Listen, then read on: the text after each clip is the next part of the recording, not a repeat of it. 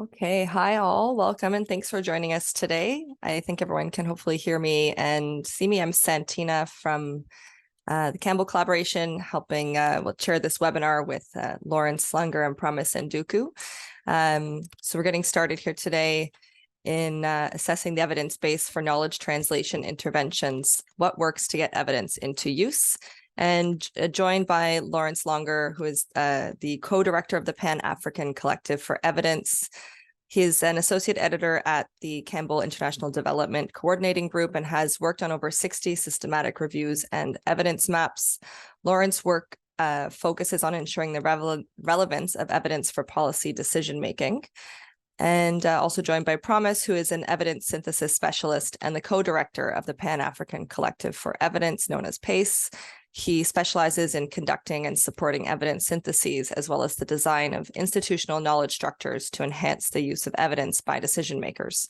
Promise co-leads PACE's work supporting national government decision makers to integrate evidence in formulating and designing public policies and programs in South Africa. He has conducted over 30 syntheses, including systematic reviews and evidence maps, and collaborated in the development of policy-relevant evidence maps and responsive evidence bases. So without further ado, I'll let Laurenz and Promise take it away.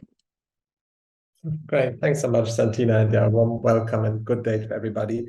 So this topic of assessing the evidence base for knowledge translation, it's really dear to our hearts, and we've over a decade worked on these questions, like how do you get evidence into use? So what works in terms of getting these efforts going? It's been funded over the last 10 years from different entities, most recently by the World Health Organization, but also UK FCDO, the Africa Evidence Network. So different people at different times. So I'll frame the issue a little bit, and then Promise will give you the some of the empirical results, and then I'll come back in at the end to talk a little bit to the synthesis results and the implications thereof. So you hear a little bit from both of us, and kind of different evidence bases at different points in times, but hopefully we'll get to that key question at the end of what works to get evidence into use. And just fighting with my slides. So but why are we interested in this in the first place? So why do we think this question is important, and why has it kind of kept us busy over the last decade? And I think that really stems from a slightly inconvenient truth, to be honest. So as evidence advocates, I think as a community, and that very much includes ourselves at PACE, I think we're great at telling other people to use evidence, but I'm not so sure if we're equally great at using evidence ourselves, and that's slightly awkward. So we tell policymakers and decision makers that they should evaluate their programs, and they should base new programs and their design on the best available evidence, including systematic reviews. But then what happens when we go out there in the world and design a new program to get evidence into use? Are we actually using evidence always when we design them? So just to give you an example, we recently convened a new committee of practice on evidence use, and I have to declare that we did not use the best available evidence on how to establish a committee of practice. And over the years, I think that's very true, unfortunately, that oftentimes we have designed capacity building programs, but we haven't used the best available evidence on how do you build capacity. And I think as much as that's true for us at PACE, I do think it's a bit of a feature of the wider evidence community. And of course, that is a bit awkward because we're telling other people to use evidence, but we're not, unfortunately, doing it to the same extent ourselves when we design new programs. So are we really practicing what we preach? So our starting point was to find out first, well, what actually is out there. So if we wanted to build an evidence base on which to design our interventions on to get evidence into use, is there actually enough out there? And Promise will give you a bit more about the empirical results, but essentially we started mapping the evidence, collecting and visualizing all the available evidence that's out there. We used 3IE's evidence gap map approach, which Campbell is also using, so it's very close in design.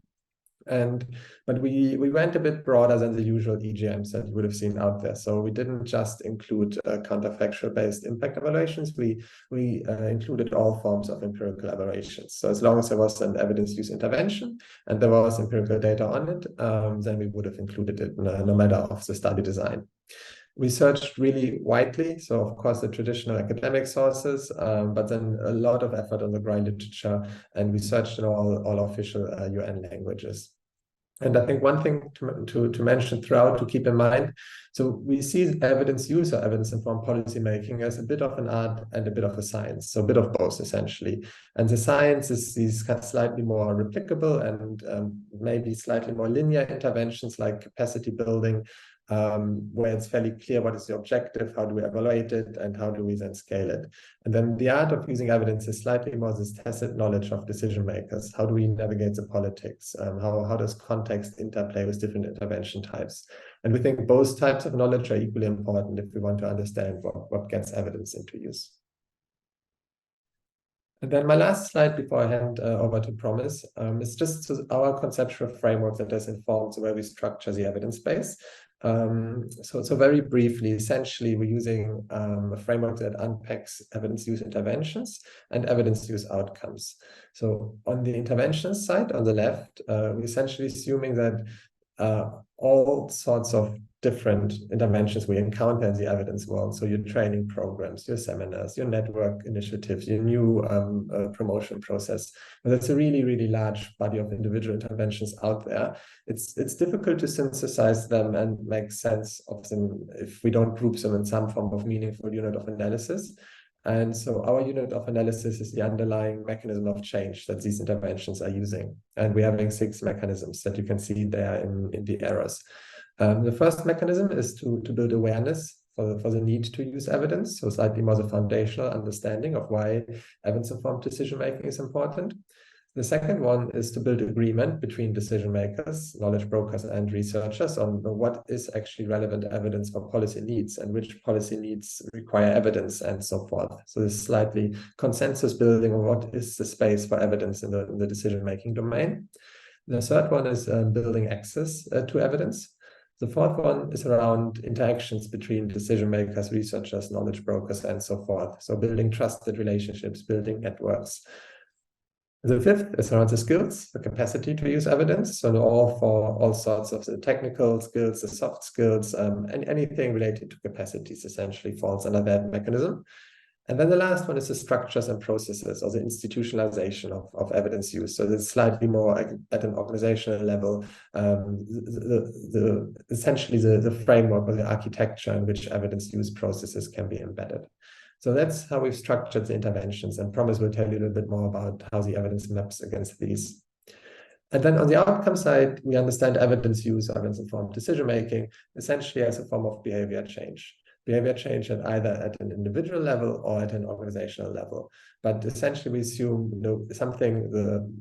if we encourage people to use evidence, it is a change in the status quo. Oftentimes, of course, evidence is being used already, but to crystallize evidence used as a form of behavior change allows us then to unpack that in the intermediate outcomes of capability to use evidence, motivation to use evidence, and opportunity to use evidence. And that is built on Susan Michie's behavior change framework. And yeah, so essentially we then disaggregate the evidence on the outcome level according to these 3 lenses of capability, motivation, and opportunity. So I think that's where I'll stop, and Promise, over to you. Thank you, Laurenz, for that framing, and thank you to everyone who managed to join us today. I think basically for me, I'll just jump into the results of the map. And I also have an opportunity to demonstrate the map live. So as Laurenz has alluded to, that this map is, we looked at global evidence on intervention support evidence use, and these are essentially the results in terms of where we started from, how many studies were screened. But as you can see, because the focus of this webinar is only on LMICs, part of that global map, the global map constitutes 617 studies, but the focus for today is looking at the 219 studies emerging from LMIC. So just to make that point up front. Thank you. Next slide, Laurenz. So this is just a glimpse of the map.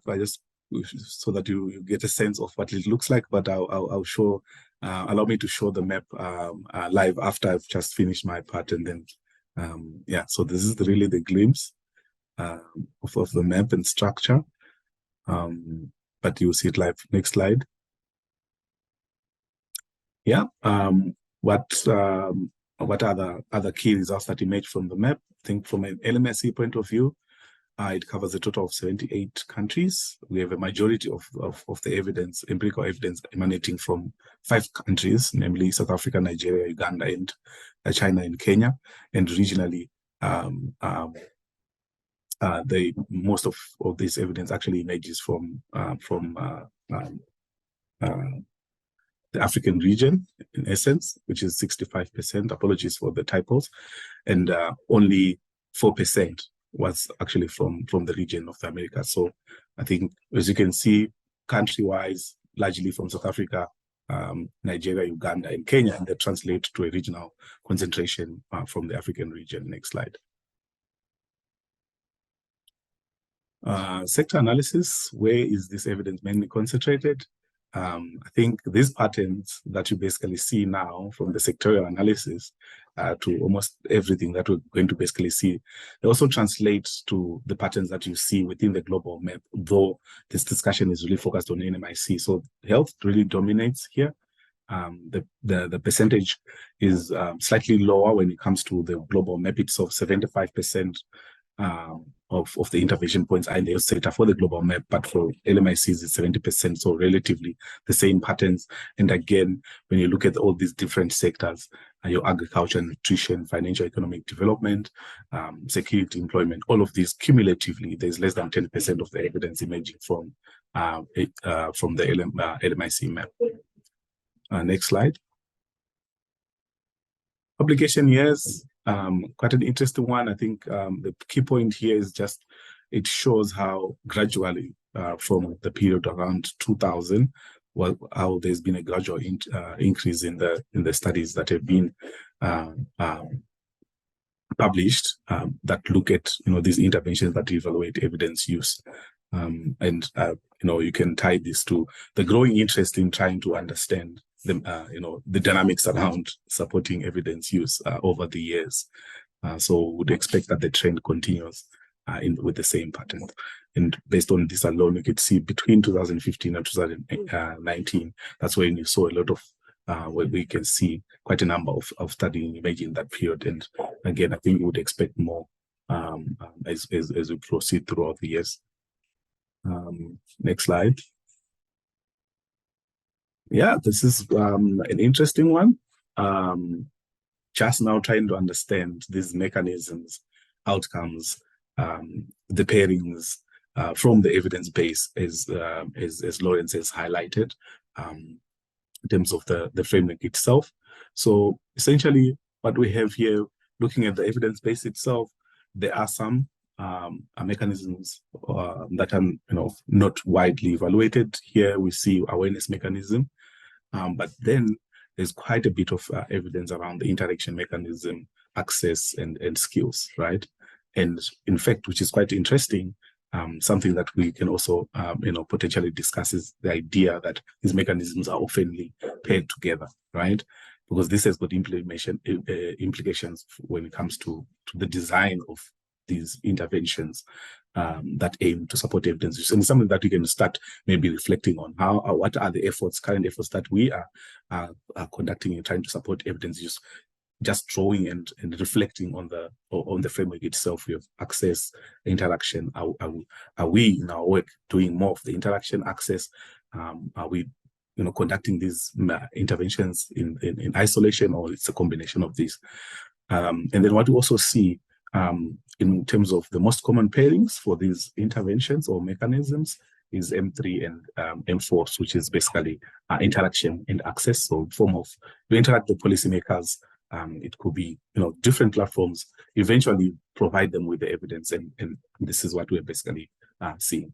And then we also see M4 and M5, which is basically the skills mechanism and the interaction as well. So that interaction, just to provide a bit of explanation to it, you'd see interaction that involves perhaps skills building exercises. But what you also notice is M1 and M2, which is basically awareness and agreement are less widely used or less commonly combined mechanisms. And then when it comes to the idea, again, reflecting on the framework, we have these mechanisms of change. Ideally, we want to see how it leads to evidence use, but in between there's capability, motivation, and opportunity to use evidence, what we call intermediate outcomes. But as you see again, when you look at the map itself, there's a wide array of outcomes that we've looked at. Most importantly, what we're interested in evidence use for policy design, evidence use for policy implementation. But the ideal goal would be for us to see development impact, right? But we see that there's relatively little evidence that yields direct development impact and evidence use for policy implementation. But majorly the most assessed outcome is evidence use for policy design, and mainly these intermediate outcomes of capability, motivation, and opportunity to use evidence, right? So those are the key patterns when we look at the outcomes that are most widely assessed within these mechanisms. And then when we look at one, say skills, just as an example, skills building exercises, training to use, could be evidence mapping training, could be training to source, the right evidence, training to source reviews. These types of interventions, when we look at the most assessed outcome, it speaks to capability, which in a way, kind of like makes sense. So there's opportunity, and there's also evidence use for policy design when we look at M3 and M4, which is basically access and interaction. So whilst skills, most widely assessed outcome is capability, for access and interaction, it's usually evidence used for policy design and opportunity. Then when it comes to balance between the arts and the science, which is another interesting point of discussion, we see that there's quite a bit of the science of evidence use relative to the art. So I will then jump into the live map that I will just quickly share. And Laurenz, please feel free to let me know if I am going over time, and Santina as well. Oh, good. Yeah. I'm just going to share my screen quickly so that we can see the map itself. Great. Can we see the screen? Just to confirm. Yeah, you can see it. Yeah, so this is the live map for arts and science of evidence use. Focus being LMICs. You see. So here, what we basically see, structure of an evidence map as with any other map, structured in a matrix framework, with the interventions here on the left-hand side, the outcomes on the x-axis, right? So again, going back to this framework that Laurenz highlighted, those are the mechanisms here: awareness, agreement, access, as the mechanisms, and then the outcomes, the array of outcomes we have here. These are the intermediate outcomes that we talked about. Then evidence used for policy design, evidence used for policy implementation, and eventual development impact. Then we also, in capturing these the relevant information from each and every study, we looked at whether also it looks at implementation feasibility, fidelity and uptake, as well as the idea of intervention in design. So let's look at the patterns, right? So I'm just scrolling down now so that you can have a sense of what the map shows, and just to speak to the functionality of the map, essentially, you see the points of intervention between a particular intervention, a particular outcome. These are the boxes here, and the presence of a bubble within that configuration reflects the presence of evidence that assessed or evaluated that intervention and assessed that particular outcome. So where there's a bubble, it means there's basically evidence that evaluates that intervention and outcome combination. And the bigger the bubble, the more the evidence that looks at that particular configuration. I'm going to scroll up again and slowly go down so that we can see the patterns. What do we see? So we start off with relatively small bubbles, and then they become bigger and bigger. And one might argue that the biggest bubble here is basically this one here, which looks at skills, which is skills to use evidence. That's M5 mechanism. And 4, when you look at the outcome, you see the outcome combination of configuration is capability to use evidence. And that speaks again to this idea. You are training policymakers, you are training decision makers to source the evidence, to do evidence mapping, and what is evaluated, what is the expected outcome. You expect that their capability to increase evidence increases. And that's what is most widely evaluated in LMICs, at least according to these results. So this is generally the pattern. But again, I think overall, we might conclude that majority of the evidence lies within these 2 mechanisms, as discussed previously, interaction and skills building. And the most widely assessed outcomes, again, to reiterate what we've already discussed, is basically capability, opportunity, motivation, and evidence use for policy design, while there's minimum evidence that views direct development impact here at the end of the spectrum, right?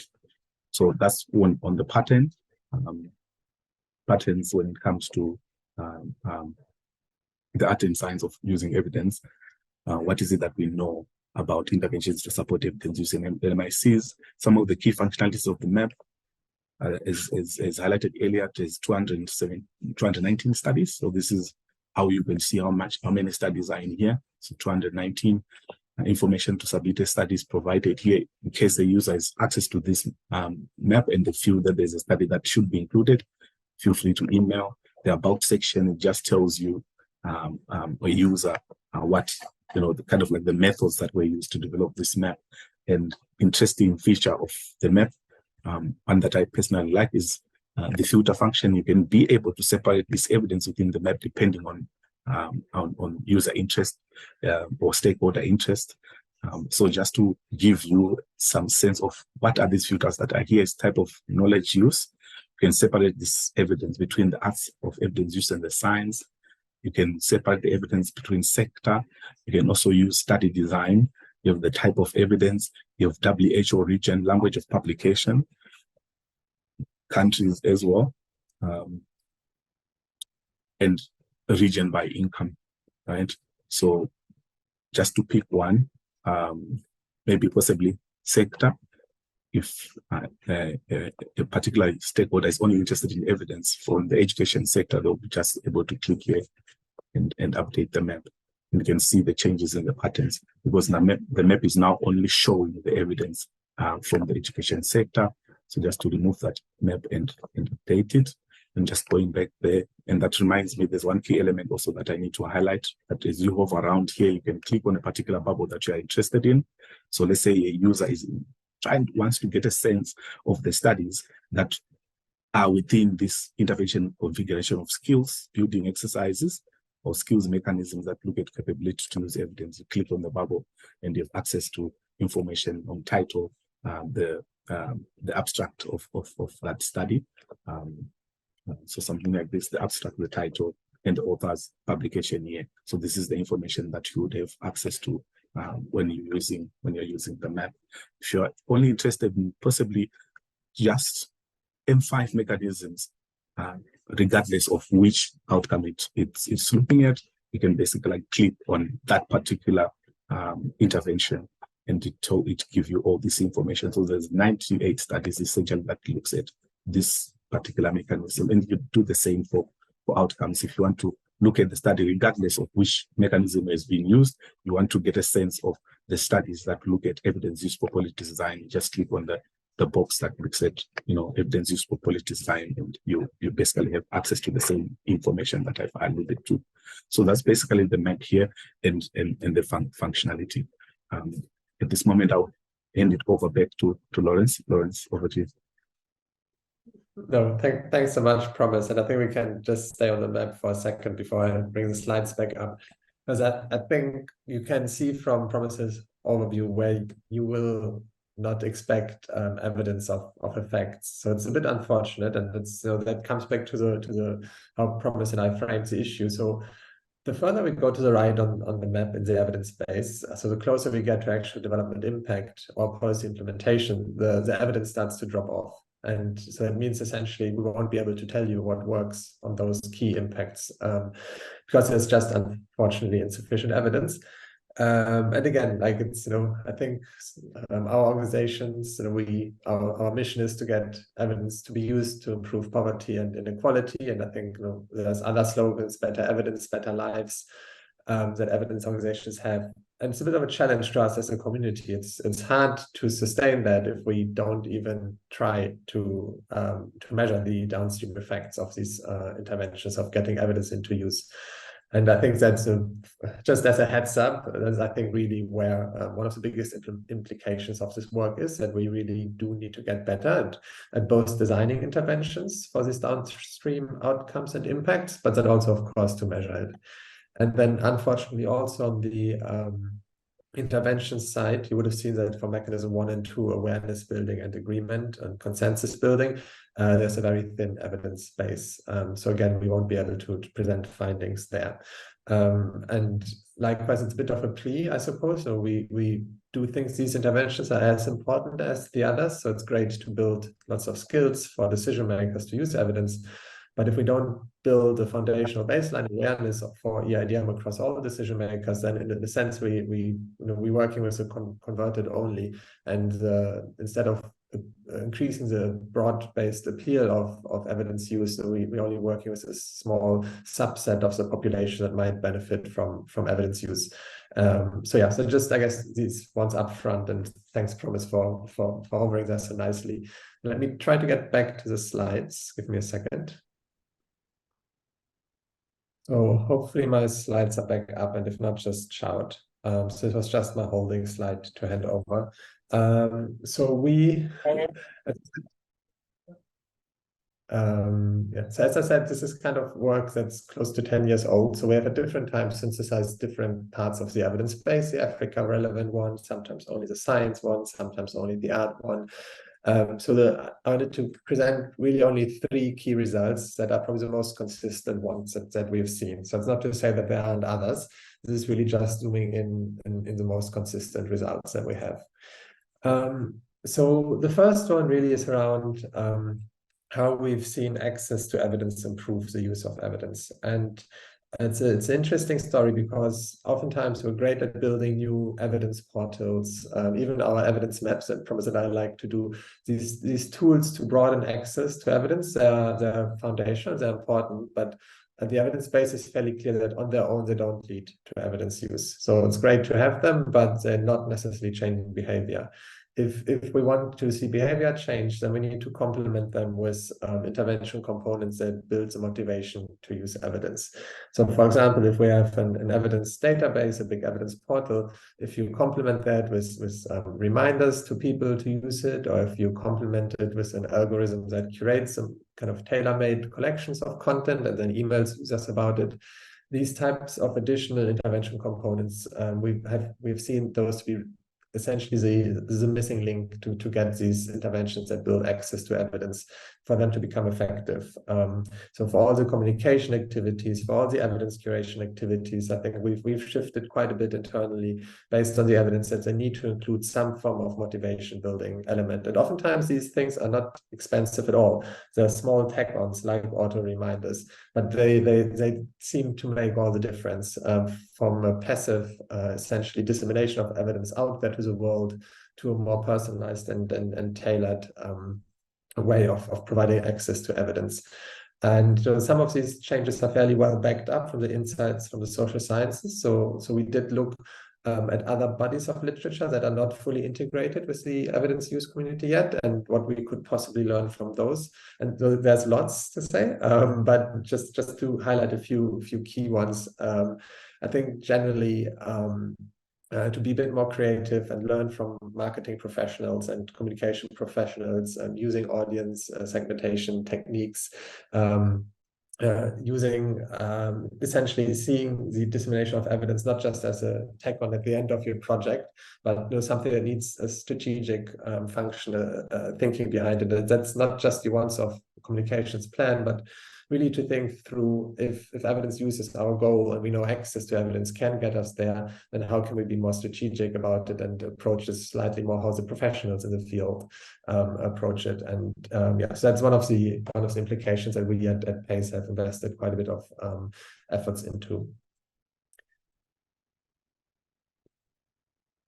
Okay, then the second key finding that really has held through over the years, which mirrors in a way the first one, which is why it's so interesting that it's consistent, is that we've seen the same pattern when it comes to capacity building interventions for evidence use. That on their own, they're great at building the capacity to use evidence. Surprise, surprise! That a training program increases capacity to use evidence.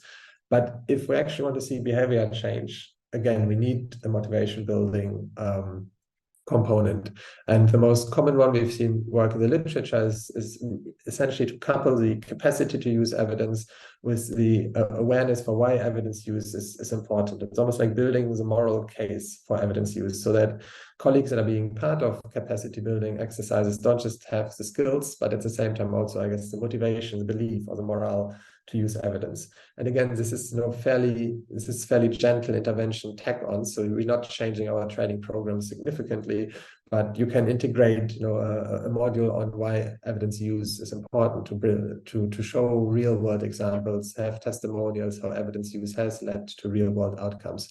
So these small tweaks we've seen in our own work, but also in the wider evidence base to be effective in order to increase evidence use.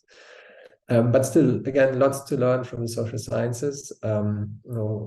Oftentimes we have built our capacity building programs without integrating adult learning techniques, which it's interesting. We have like speaking about ourselves again, we have a whole science of andragogy and adult learning principles. Why are we not using those to design our capacity building efforts?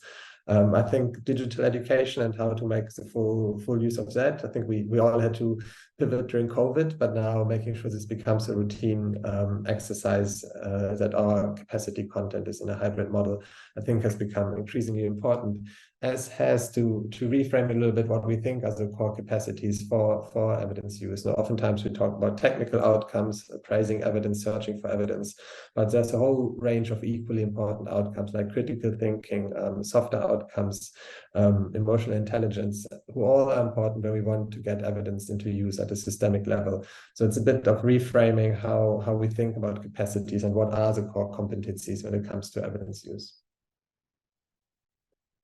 And the third one is, and the third findings we've seen really across the years is the importance of institutionalization. So what we're calling M6, structures and processes.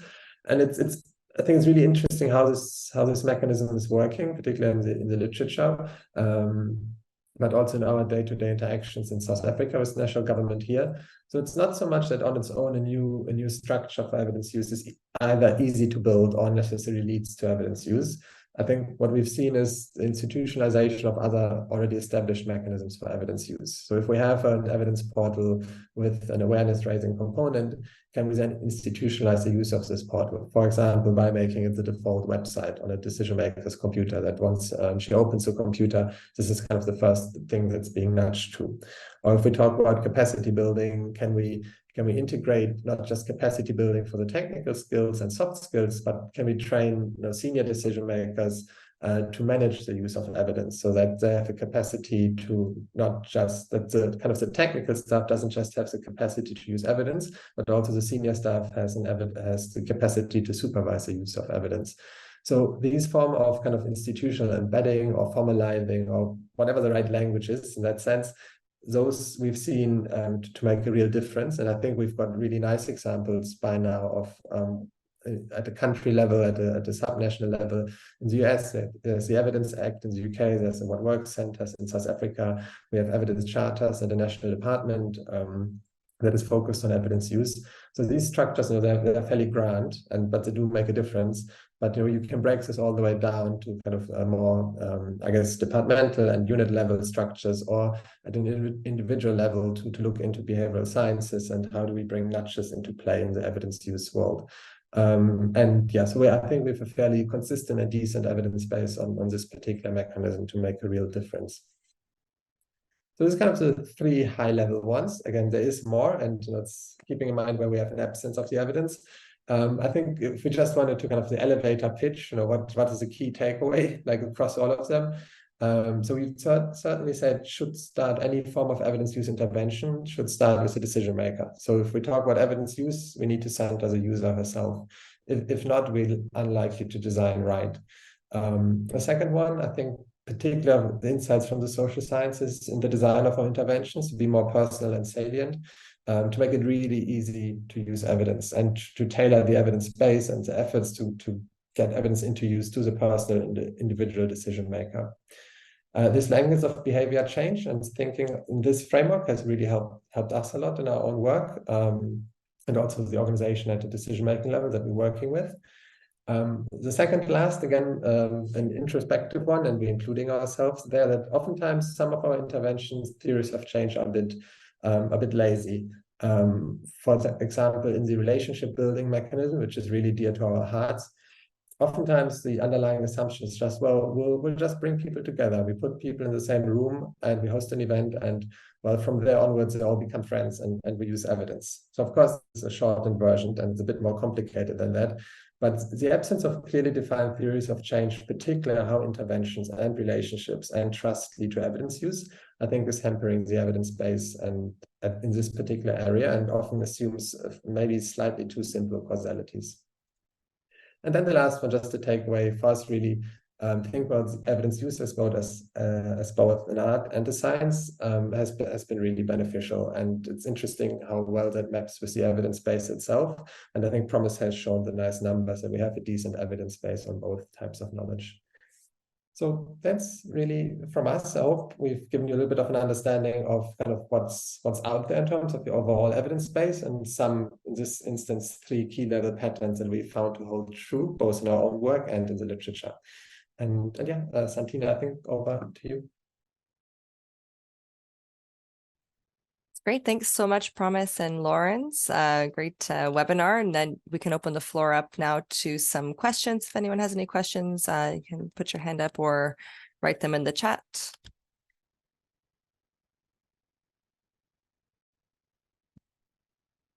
Hi, Etienne. Looks like you have a question.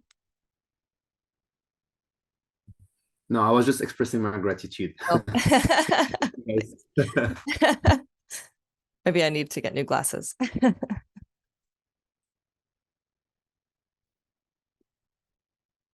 have a question from Daniela. Can you talk a bit of when/how knowledge becomes evidence in the context of decolonization? Is that decolonialization or decolonization?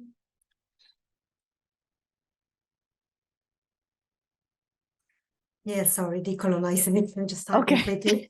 That's what I thought. So yes.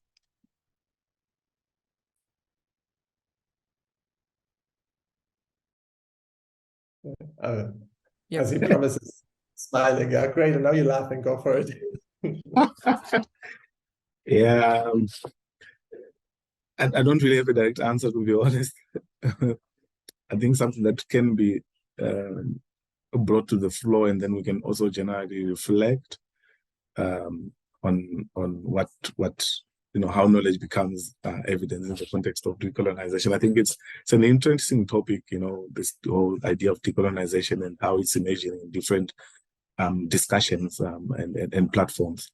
But I think I really don't have a direct answer, but my thoughts would be, yeah, it's an interesting discussion that we can open up to the floor.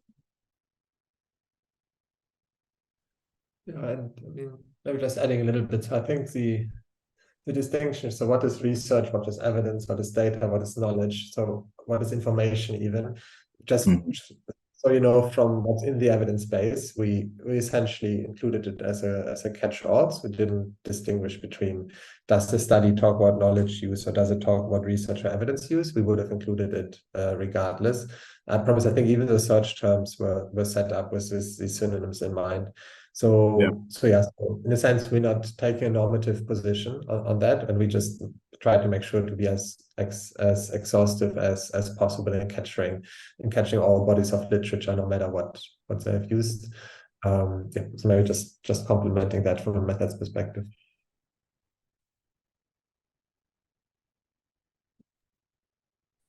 And we've got a question just about the slides, if we'll be sharing them.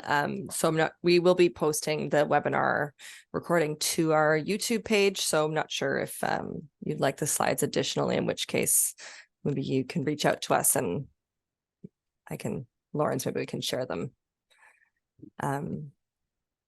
if that's still of interest. I have another question from Celine. Thanks a lot for the presentation. I'm not sure how to have understood how one nudges evidence use. Would you have an example, please? Yeah, of course. So I mean,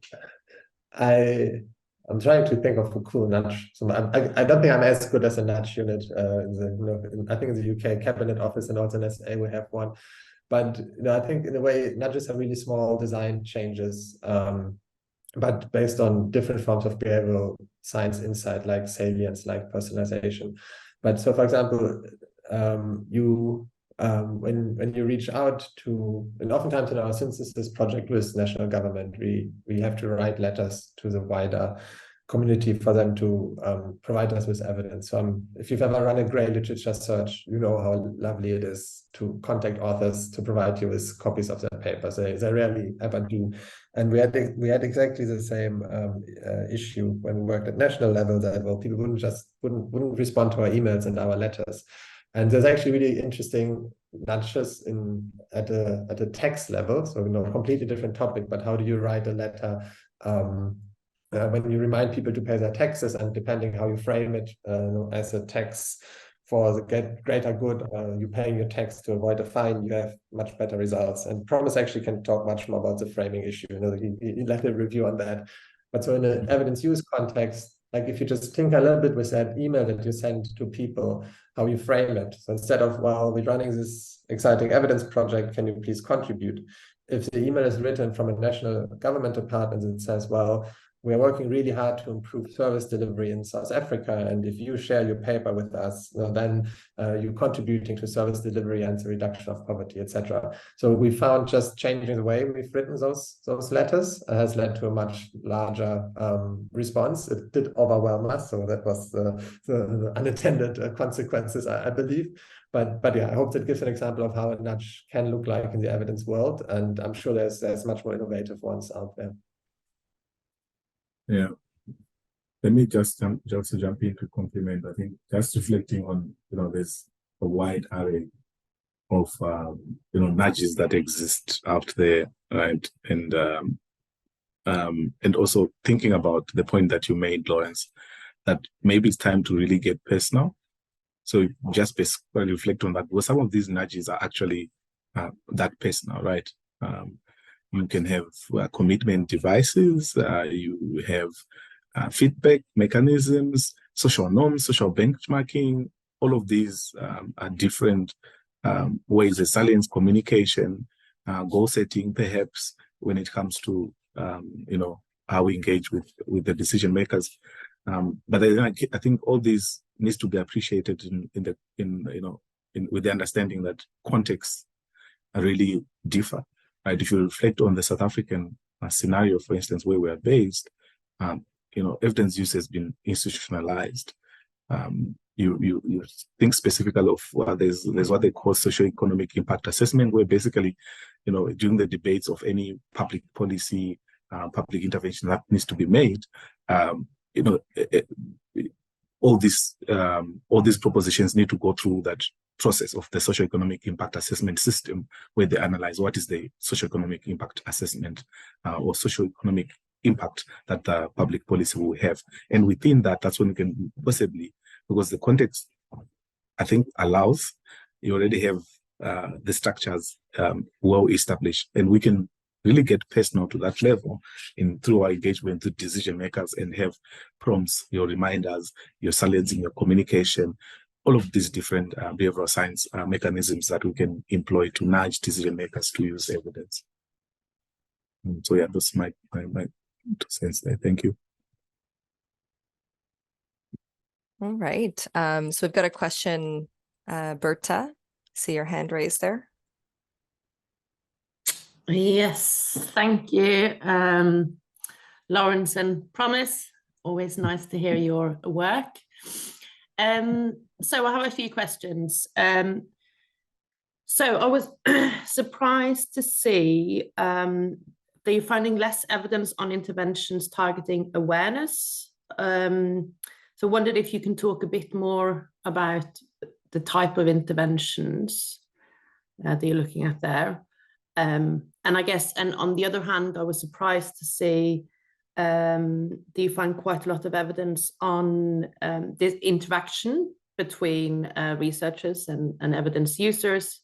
So it would be great to hear what the characteristics of that evidence base is. I guess, and then to this point about limited evidence on impact, your thoughts and reflections on how realistic it is to be able to look at impact when we consider the often kind of complex nature of decision making and the often limited role of evidence. But yeah, thank you. That's great. Great questions. Promise. Can I start with the impact one and maybe talk to awareness? And then do you want to talk about what's in the interaction mechanism? Does that sound okay? Yeah. Yeah. Brilliant. Yeah, I mean, let me start with the big one. So I completely agree that it's a very long theory of change. So from something we can control, like building capacity to use evidence, to then the use of evidence to design a policy, to then that policy being implemented, and that implemented policy then leading to development outcomes, let's say, improved education rates. So I completely agree that this is a really long and really difficult to measure theory of change, and that in the moment we reach policy design, evidence is but one component that influences policy design. So having said all of that, it is really long. Evidence only plays a small part. I would still make the case that if we go out there to the world and say evidence use improves lives, that we at least need to try to get closer to measuring it and substantiating it. And I would agree with you that we probably will never have as clear-cut a causal chain as we have in other development interventions. So if you build a new school or if you implement a microfinance program, I think it's much easier to look into the theory of change. But I don't think that should stop us from trying. And even if we keep this within these caveats, like keep in mind all of these, I do think that we can get better at it. And I think we have examples, testimonials, stories of change from our South African work where you can build that chain as long as it is. And I think just having more of those and making those more, I guess, giving it a more real life feel does quite a bit to take the evidence field out of this technical characteristics and to the slightly more, well, I guess we personally see it kind of it being a moral cause rather than being a technical exercise. So I don't think I've answered this fully, but hopefully it gives kind of the direction of how we're thinking about it. And because that leads me into why I'm personally a bit frustrated that there's so little in the awareness mechanism, because I think that is exactly making this argument that evidence use is at a conceptual foundational level about changing the world to be a better place. And maybe that's why we haven't seen as many interventions in there. So we've seen lots of in the interactions and also communications, lots of evidence being pushed out there, but kind of dedicated interventions that try to build awareness for this idea of using evidence. I think we've seen less of that. There's some around, like Sense About Science. I think had a nice campaign a couple of years ago, and the Africa Evidence Network kind of tagged on that and had these little buttons on Africa Loves Evidence. So I do think you can design interventions in this field, and the lack of evidence, at least from our assessment, is more of a lack of interventions being implemented rather than a complete lack of evidence. Promise, hand over to you. Yeah. Thank you. This interaction mechanism is, I think interaction mechanism is an interesting one. But then I think before I jump into that, just to reflect a bit on this awareness mechanism slightly. Maybe we can try to think of this, okay, is this a potential limitation in terms of how we approached it? Because you can have that interaction with decision makers, and just that interaction can create an awareness of the idea of EIDM to the decision makers. But I think here we're trying to be explicit in terms of when we particularly look at a study, is it explicitly talking about awareness, right? That this is particular intervention, but we acknowledge you can have a skills building exercise, you can have it, an interaction that actually has those elements as well. But when it comes to specifically the interaction mechanism itself, we're looking at, to provide some examples. You have communities of practice, right? Knowledge brokers, networking events and conferences. Those are some of the elements that are there, but the idea is we're talking about elements that have to do with researchers building trusted relationships and collaborating with these decision makers. And again, it's something that we reflect on and have experience in our context through our work with the government. We do have, say for instance, we conduct a map together, co-produce it, and obviously that involves some form of interaction. We can have events at the end of the project. We launch the map. That again provides an opportunity for that interaction aspect as well with the decision makers. So those are some of the type of examples that we are considering there. Though we acknowledge perhaps we might also need on our side, it's a push that and pressure that can also come to us, that is some of these elements we need to evaluate them as we interact. What are we achieving, rather than just focusing on co-producing and leaving it as is. But I think just looking at the African continent as an example, we have that a network of parliamentarians as well. That's another great example of this interaction between decision makers and researchers as well. So I think that's what basically I can say at this stage. All right, we have one more question in the chat here that I'll read out for everybody. And so Danielle is asking, could you talk us through the evidence use outcome and the mapping in the program from implementation to impact? That is me. And feel free to chip in if I miss anything. So I think essentially, so the evidence use outcome, hopefully I understood your question correctly, Daniela. If it's the outcome of evidence use for policy implementation to development impact, I think essentially we have whatever different form of intervention that you might have, right? Then assume it's access to evidence. You've provided access to the decision makers. What is it that they do? They deliberate, they consider that evidence, because of different levels of, how evidence can be used, conceptual use and instrumental use. So assume it's been used instrumentally and they've actually designed a policy, right, the decision makers, and then eventually they've actually then implemented that policy, right? So maybe in the context of COVID-19, we kind of like saw some of these elements where, evidence has been considered. Now they've implemented the measures based on the evidence, right? The impact now is, okay, now that we've done that, we could see we've deliberated on the evidence that was provided to us. We enacted this policy, we actually implemented it, maybe into a bill or some law. What were the eventual results?